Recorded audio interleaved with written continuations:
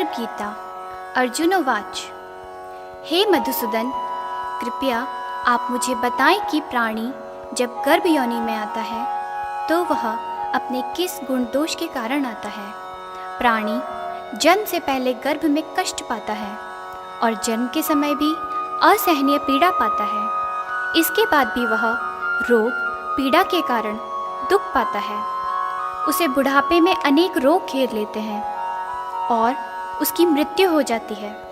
अतः हे भगवान, कृपया करके मुझे यह बताएं कि वे कौन से कार्य हैं जिनसे मनुष्य जन्म मृत्यु के दुखों से बच सकता है। श्री भगवानोवाच। हे धनुर्धारी, जन्म मृत्यु का बंधन तो उन प्राणियों की नियति है जो संसार में क्रियान्वित रहते हैं। जो प्राणी संसार में नष्ट होने वाले पदार्थों से प्रेम करते हैं वे संसार की नश्वर वस्तुओं की इच्छा रखते हैं। मनुष्य संसार की दौलत पाने की तो कामना करता है, परंतु भगवान की भक्ति से विमुख रहता है। इसलिए वह बार बार अनेक योनियों में पैदा होकर जीवन मरण और गर्भ के दुख को भोगता है। अर्जुनोवाच।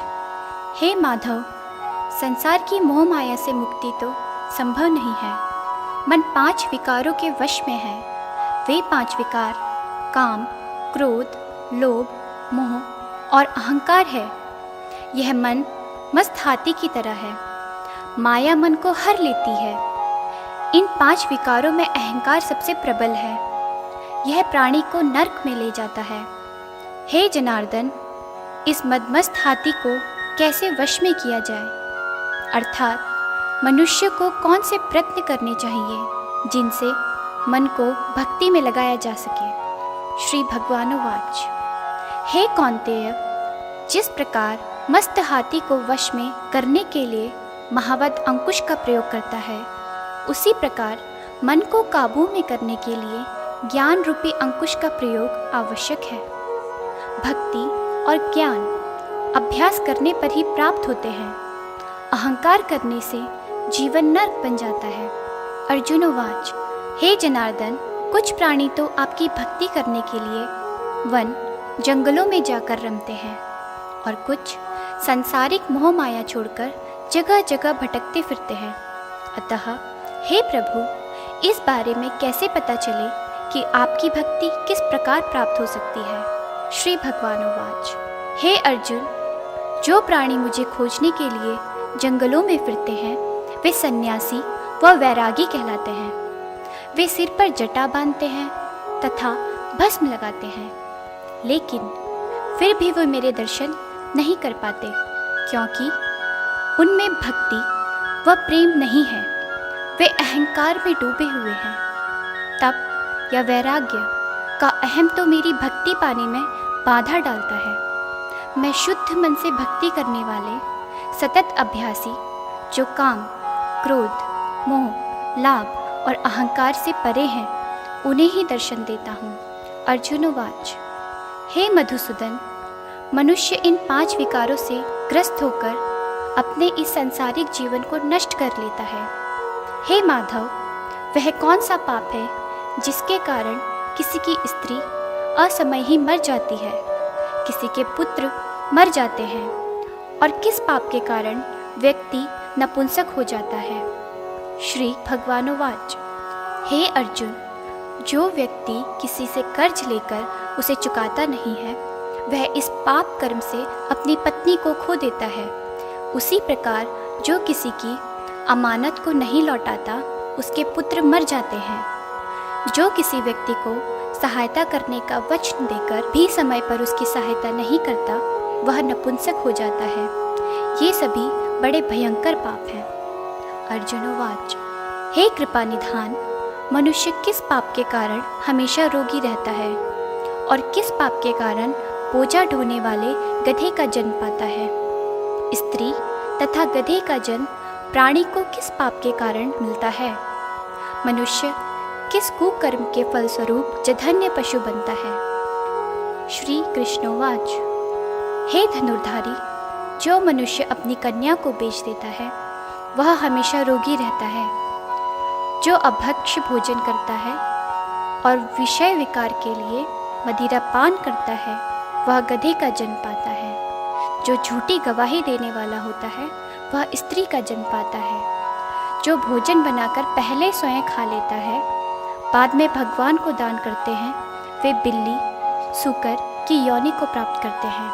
अर्जुनोवाच हे कृपा निधान, इस संसार में जिन प्राणियों को अपने धन दौलत प्रदान की है और उत्तम वाहन दिए हैं उन्होंने कौन से पुण्य किए हैं।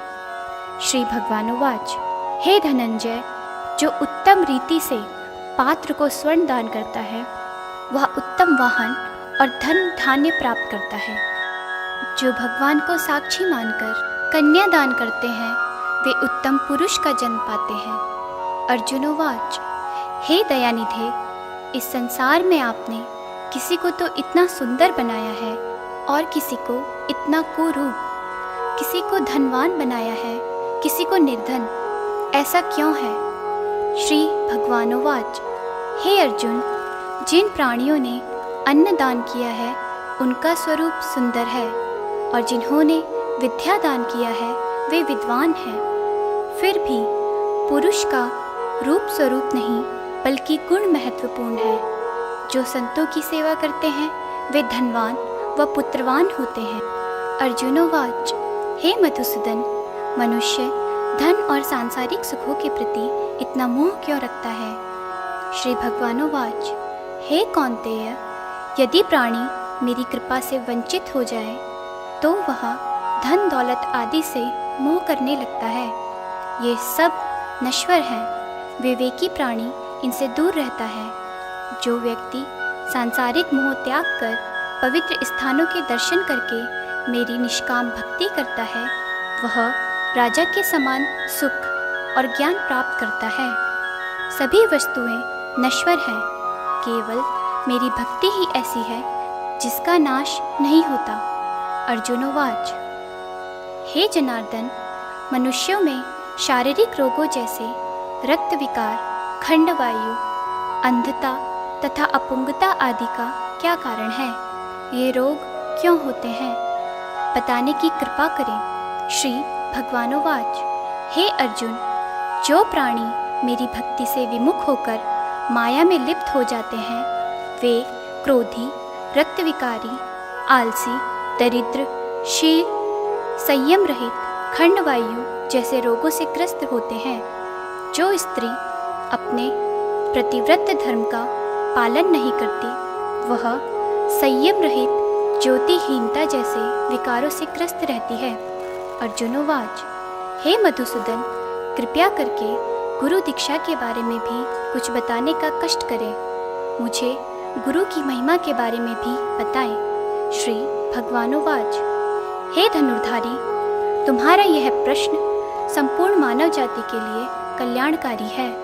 तुम धन्य हो और धन्य है तुम्हारी जननी। हे पार्थ, ब्रह्मचारी और सन्यासी पुरुष जो ईश्वर भक्ति और परोपकार में लगा हो उसे ही गुरु बनाना चाहिए।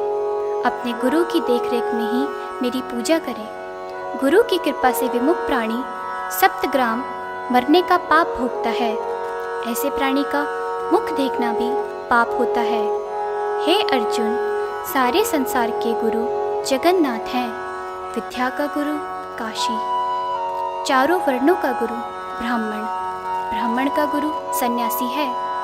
सन्यासी उसे कहते हैं जो सब कुछ त्याग कर मुझ में रम गया हो। वह ब्राह्मण जगत गुरु है। जो गुरु का भक्त है वह मेरा भक्त है। जो गृहस्थ गुरु से विमुख होता है वह चंडाल के समान है। जिस जगह मदिरा का भांड हो उस स्थान का गंगा जल भी अपवित्र होता है। इसी तरह गुरु से विमुख व्यक्ति का भजन भी अपवित्र होता है। उसके सभी कार्य निष्फल हैं। ऐसा व्यक्ति कुकर, सूकर, गदर्प, काक इन योनियों को पाता है।